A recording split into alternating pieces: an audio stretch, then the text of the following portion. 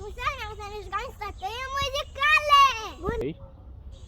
Bună, eu sunt Medea. Azi o să învățăm tot dansul și o să fie tare! 3. Începem muzica! Statuile muzicale. Este așa de distractiv. Întâi vom dansa cu toții pe muzică, dar când voi spune statuie, trebuie să rămâneți nemișcați ca o statuie. Sunteți gata? Atunci să începem să dansăm!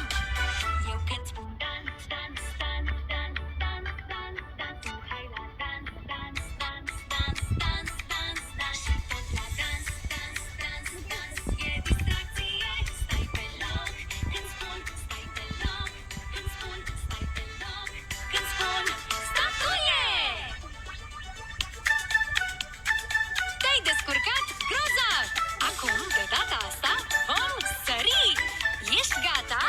Atunci să începem să sărim! Eu când spun sari,